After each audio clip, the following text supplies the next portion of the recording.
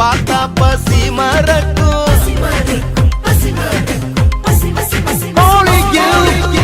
பச்சை அலையடிக்கும் பார்த்தா பசி மறக்கும் வானத்து எல்ல போல வற்றாத நீ சுரக்கும் பெருங்கல்லும் சிலையா மாறும் விரலோடு வீண பேசும் எங்கூரு தஞ்சாவூரு எங்க ஊரு தஞ்சாவூரு எங்க ஊரு தஞ்சாவூரு எங்க ஊரு தஞ்சாவூரு பச்சை அலையடிக்கும் பார்த்தா பசி மறக்கும்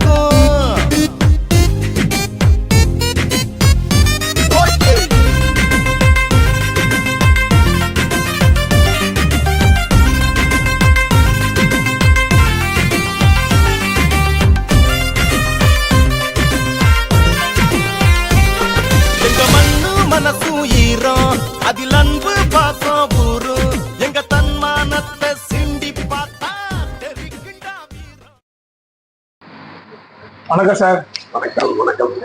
நாங்க தஞ்சாவூருக்கு வந்திருக்கோம் மதுரையில இருந்து. ஒரு சந்தோஷம். நீங்க தமிழ்நாடு வணிகர் சங்க பேரவையில இணைஞ்சதுக்கு ரொம்ப சந்தோஷமா இருக்கு. தஞ்சாவூரை பத்தி கொஞ்சம் சொல்லுங்களேன். எப்படி என்ன ஆரம்பத்துல இருந்து, அதாவது ராஜராஜ சோழன் காலத்துல இருந்து இல்ல, இப்ப எப்படி ஸ்டார்ட் ஆச்சு, அதுக்கப்புறம் உங்களால தஞ்சை மைந்தனா இருக்கீங்க, அதை சொல்லுங்க என்ன மாதிரி எப்படி இருக்கு அப்படின்னு. கிட்டத்தட்ட நமக்கு என் பேர் வந்து வாசுதேவன். கிட்டத்தட்ட எனக்கு 61 வயசு ஆகுது.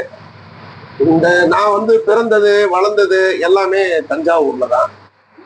தஞ்சாவூர்ல, அது தமிழ்நாட்டுல தஞ்சாவூர்ல பிறந்ததை நான் ரொம்ப பெருமையா நினைக்கிறேன். காரணம் என்ன அப்படின்னீங்கன்னா, உலக பிரசித்தி பெற்ற பெரிய கோயில் தஞ்சாவூர்ல இருக்கு. அதனால தஞ்சாவூர்ல பிறந்தவங்க எல்லாருமே ரொம்ப பெருமைக்குப்படக்கூடிய விஷயமா தான் இது இருக்கு. எல்லாத்த விட டெல்டா பகுதி மனிதனுக்கு வந்து இன்னைக்கு உண்ண உணவு, இருக்க இடம், உடுக்க உடை, இதை எடுத்துக்கிட்டீங்கன்னா உணவு வந்து இந்த தமிழகத்துக்கே, ஏன் இந்தியாவுக்கே இந்த டெல்டா பகுதி வந்து நெற்பயிரை அதிகமா விளைவிச்சு யானை அடித்து போர் புரிஞ்சு அந்த நெற்பயிரை வளர்த்த பூமி இது. அதனால அதையும் நாங்க எல்லாரும் ஊருக்கே நாங்க சோறு போடுறோம். அதுலயும் ஒரு பெருமை. நான் வந்து என்னுடைய படிப்பை முடிச்சுட்டு நகைத்தொழில இறங்கினேன். காரணம் என்ன அப்படின்னீங்கன்னா, என்னுடைய தாத்தா வந்து அப்பாவுடைய அப்பா, அவருடைய தம்பிமார்கள்லாம் வந்து டைமண்ட் வியாபாரம் பண்ணிட்டு இருந்தாங்க. அப்பா சரியா பண்ணாட்டினாலும் 1992 நான் நகைக்கடைக்கு வந்து நகைக்கடையை வச்சு இன்னையோட 35 ஆண்டுகள் ஆயிடுச்சு. சிறப்பா நகை வியாபாரம் பண்ணிட்டு இருக்கிறேன்.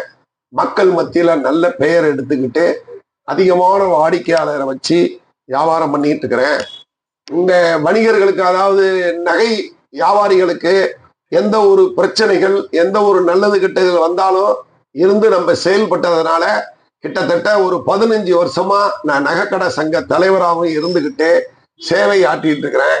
இந்த நகை வியாபாரத்தை என்னோட கீழே உள்ள வியாபாரிகள் எல்லாம் இந்த நகை வியாபாரம், ஏன்னா இப்ப கார்பரேட்டோட வந்து போட்டி போடுற அளவுக்கு நம்ம சூழ்நிலை தள்ளப்பட்டுடுச்சு. வியாபாரம், எல்லா வியாபாரமுமே கார்பரேட்டோட போட்டி போடுற அளவுக்கு ஆயிடுச்சு. அதே மாதிரிதான் நகை வியாபாரமும் உங்களுக்கே தெரியும். ஜோசால் காசு, இது மாதிரி மலபார் கோல்டு, கல்யாண் ஜுவல்லரின்னு மிகப்பெரிய கார்பரேட் உள்ளார வந்து வியாபாரம் பண்றதுனால போட்டி வியாபாரம் பண்ண முடியல.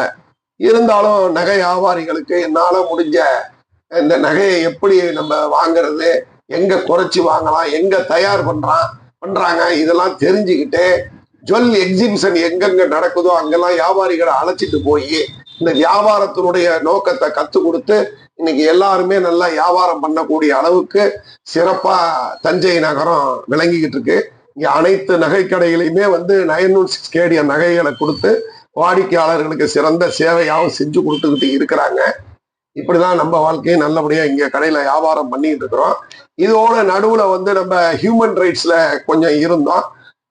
வெள்ளையனுடைய வணிகர் சங்க பேரவை, அப்படி வணிகர் சங்கம் அப்படின்னாலே, வணிகர் அப்படின்னாலே அதுக்கு மாநில தலைவர் வெள்ளையன் ஐயா கிட்டத்தட்ட 40-45 ஆண்டுகளுக்கு மேலாக எனக்கு தெரிஞ்சு நான் 2000 அவரை பத்தி தெரிஞ்சுக்கிட்டேன். 2003 அவரோட இணைஞ்சு அவருடைய செயல்பாடுகள்லாம், காமராஜர் எப்படி இந்த நாட்டுக்காக உழைத்தாரோ அதே மாதிரி இவருடைய செயல்பாடுகள் இருந்தனால அதனால் ஈர்க்கப்பட்டு இந்த வணிகர் சங்க பேரவையில என்னை இணைச்சிக்கிட்டு நான் வியாபாரிகளுக்காக குரல் கொடுத்துக்கிட்டு இருந்தேன். வெள்ளையன் ஐயா போராட்டம் நடத்த எல்லாத்துலயும் நான் கலந்துக்கிட்டேன். குறிப்பா இந்த பெப்சி, கொக்கோ கோலா இந்த மாதிரியான வரும்பொழுது உள்ளூர் குளிர்பானங்கள் சுத்தமாகவே அடிபட்டு போனப்ப அதை எதிர்த்து மிகப்பெரிய போராட்டத்தை நடத்தும் போதெல்லாம் தஞ்சாவூருக்கு வருவாரு. கடைகள்ல விற்கக்கூடிய பெப்சி, கொக்கோ கோலா எல்லாம் கீழே ஊத்தி உடைச்சி அதை எதிர்ப்பு தெரிவிப்பாரு. அதெல்லாம் பக்கத்துல இருந்து செஞ்சேன். எல்லாத்த விட காவிரி நீர் படுகையில மீத்தேன் எடுத்தாங்க. மீத்தேன் எடுத்தா காவிரி படுகை வீணா போயிடும்.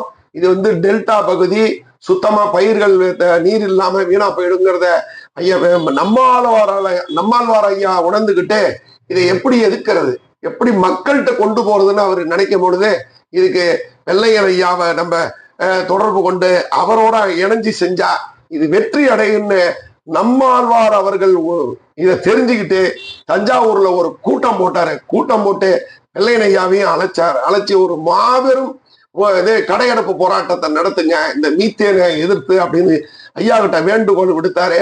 அதே மாதிரி ஒரு கடையடைப்பு போராட்டம் நாங்க நம்மாழ்வாருக்கு ஐயாவுக்காக மீத்தேன் போராட்டத்துக்கு கடையெடுப்பு போராட்டம் நடத்துறது வெள்ளையன் ஐயா தான், வணிகர் சங்க பேரவை தான். அதுல இருந்து தான் இந்த மீத்தேனே தமிழ்நாட்டுக்கே தெரிய வந்துச்சு. அதுல இருந்து தொடர் போராட்டம் அனைத்து கட்சிகளும் பண்ணி அப்புறமேல அதுல இருந்து வெற்றி கண்டோம். இன்னைக்கு அந்த மீத்தேனே காவிரி படிகளை எடுக்க விடாம தடுத்ததுக்கு முக்கிய காரணமா பிள்ளையார் சொல்லி போட்டவர் நம்மாழ்வார் ஐயாவா இருந்தாலும் அதற்கு துணையாக இருந்தவர் நம்முடைய வெள்ளையன் ஐயா. வெள்ளையன் ஐயாவுக்கு பிறகு நம்மளுடைய இந்த வணிகர் சங்க பேரவையை திரு சவுந்தரராஜன் ஐயா தலைமையில வெகு சிறப்பா இன்னைக்கு நடத்திக்கிட்டு இருக்கிறோம். நகைக்கடையில ஒரு பெரிய பிரச்சனை வந்துச்சு. போலீஸருடைய இந்த திருட்டு நகைங்கிற ஒரு மீறல்கள் தொடர்ந்து அனைத்து நகைக்கடைகளையும் இந்த காவல்துறை பண்ணிக்கிட்டு இருந்தாங்க. சொல்லாம கொள்ளாம நகை வியாபாரிகளை வெளியில அழைச்சிட்டு போய் பிளாக்மெயில் மாதிரி பண்ணி எங்கேயாவது ஒதுக்குப்புறத்துல நகையை கொண்டு வா, நீ திருட்டு நகை வாங்கியிருக்க, அப்பதான் உன்னை விடுவேன் அப்படின்னு சொல்லி இந்த நகையை பறிச்சுக்கிட்டு இருந்த காலம் நடந்துகிட்டே இருந்துச்சு. இதுக்கு ஒரு முற்றுப்புள்ளி வைக்கணுங்கிறதுக்காக தஞ்சாவூர்ல இந்த மாதிரி ஒரு சம்பவம் நடக்கும் பொழுது நம்முடைய மாநில தலைவர் சவுந்தரராஜன் ஐயாவை தொடர்பு கொண்டு பேசும் பொழுது, நீ ஒரு ஆர்ப்பாட்டத்தை வையி, அதுல நான் தலைமை தாங்கிறேன் அப்படின்னு சொன்னாங்க. அதே மாதிரி இந்த காவல்துறையை எதிர்த்து, இந்த அராஜக போக்கை எதிர்த்து, அதாவது நகைக்கடைகளை எதுவும் ஒரு திருட்டு நகைன்னா என்கொயரி பண்ணி அது உண்டா வாங்கினீங்களா இல்லையான்னு கேட்டு செயல்படாம ஒரு குற்றவாளி அந்த அக்யூஸ்ட் சொல்லிட்டானா அந்த வியாபாரிய சொல்லாம கொள்ளாம அழைச்சிட்டு போயிடுறது. எங்கேயாவது அழைச்சிட்டு போய் அவனை மிரட்டி செல்லெல்லாம் வாங்கிட்டு மிரட்டி வீட்டுக்கு போன் பண்ணி அந்த நகையை வாங்கிட்டு போயிடுறது வழக்கமா வச்சிருந்தாங்க. அதை எதிர்த்து ஒரு மிகப்பெரிய ஒரு போராட்டம் மாநில தலைவர் நம்முடைய சவுந்தரராஜன் ஐயா தலைமையில தஞ்சாவூர்ல போராட்டம் நடந்துச்சு. இந்த போராட்டத்துக்கு மிகப்பெரிய ஒரு வெற்றியும் கிடைச்சது. அதன் மூலமா கலெக்டரையும் எஸ்பி ஐயாவை பார்த்து இந்த மாதிரியான ஒரு நகைக்கடைக்கு பிரச்சனை வந்தா நேரடியா அவங்கள கலந்து கொண்டு அவங்கள்ட்ட பேசி அதுக்கு தீர்வு காணுமே ஒழிய இந்த மாதிரி சொல்லாம வியாபாரிகளை அழைச்சிட்டு போகக்கூடாதுன்னு சொல்லி சவுந்தரராஜன் ஐயா நேரடியா கலெக்டர்கிட்ட பேசி மனு கொடுத்தாங்க. அன்றிலிருந்து இதுவரை எந்த பிரச்சனையும் இல்லாம சுமூகமா இது போயிட்டு இருக்குது. இதே மாதிரி வணிகர்களுடைய பிரச்சனைகளுக்கு வணிகர் சங்க பேரவையினுடைய மாவட்ட செயலாளராக நான் இருந்து இந்த பொறுப்பை தஞ்சாவூர்ல நல்லபடியா செஞ்சுக்கிட்டு இருக்கிறோம். அதுக்கு மாவட்ட தலைவர் புண்ணியமூர்த்தி ஐயா ஒத்துழைப்பு கொடுக்குறாங்க. அதே மாதிரி நகர தலைவர், நகர செக்ரட்டரி, மாவட்ட பொருளாளர்கள்லாம் ஒத்துழைப்பு கொடுக்குறாங்க. மாநில தலைமையோடு நாங்கள் இந்த வணிகர் சங்க பேரவையை தஞ்சாவூர்ல சிறப்பா நடத்திக்கிட்டு இருக்கிறோம். நம்மளுடைய நகை வியாபாரமும் இங்க வெகு சிறப்பா போயிட்டு இருக்கு. இந்த விலைவாசி ஏற்றத்துக்காக மாநில தலைவர் திரு சவுந்தரராஜன் ஐயா மத்திய அரசுக்கு ஒரு கடிதம் எழுதினார். இது இந்த மாதிரி விலையேற்றம் தொடர்ந்து நீடிச்சுக்கிட்டே இருந்துச்சுன்னா பாமர மக்களும் நடுத்தர மக்களும் இந்த நகையை வாங்க முடியாது போயிடும். அதுக்கு நீங்க ஒரு வழி பண்ணணும்.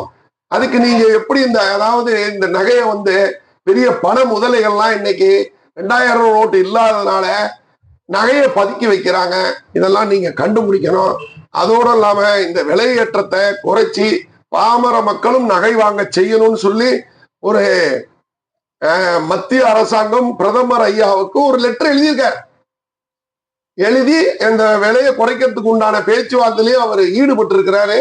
வணிகர் சங்க பேரவையை பொறுத்த வரைக்கும் அனைத்து நகை வியாபாரிகளாக இருந்தாலும் சரி, மற்ற வணிகர்கள் பிரச்சனை எதா இருந்தாலும் இன்னைக்கு மாநில தலைவர் நல்லபடியா செயல்பட்டுக்கிட்டு இருக்கிறாரு.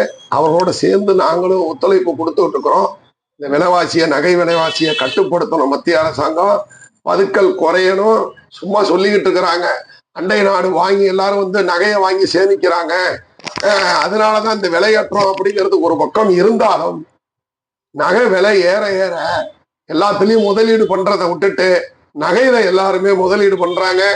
2000 நோட்டு குறைஞ்சதுனால பணத்தை வந்து 500 நோட்டு அதிகம் வைக்க முடியாத மிகப்பெரிய பணம் முதலைகள்லாம் நகையை வாங்கி பதுக்கிறதுனாலையும் இந்த விலைவாசி ஏற்றம் இருந்துகிட்டு இருக்கு. இதை குறைக்கணும்.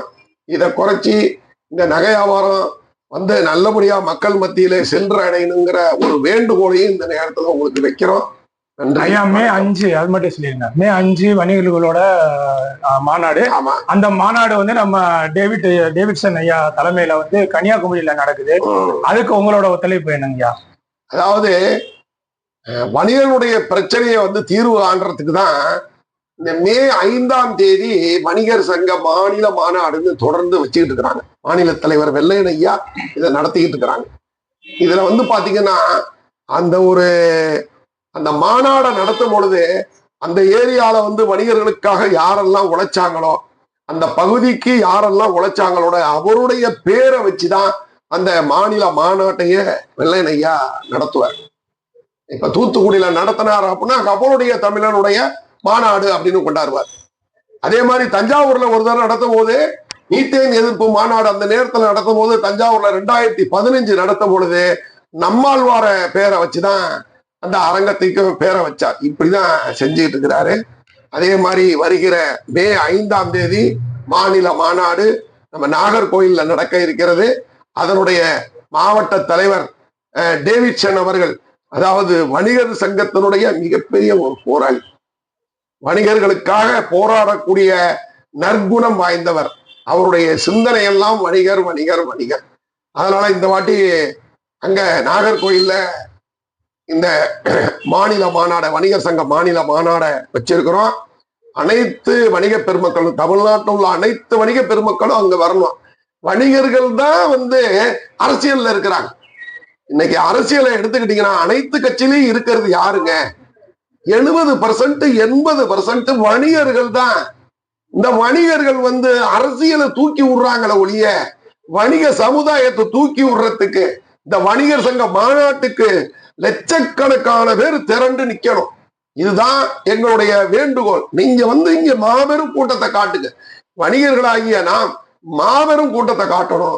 அப்படி காட்டும் பொழுது நம்மளுடைய எந்த ஒரு குரலும் தமிழக அரசாங்கத்துக்கும் எதிரொலிக்கும், மத்திய அரசாங்கத்துக்கும் எதிரொலிக்குங்கிறத இந்த நேரத்துல சுட்டி காட்டி அனைவரும் வணிகர் சங்க வணிக மாநில மாநாடு மே 5ஆம் தேதி நாகர்கோயில்ல நடக்க இருக்கிறது. அனைவரும் வருகை தருமாறு மிக பணிவன்புடன் கேட்டுக்கொள்கிறேன்.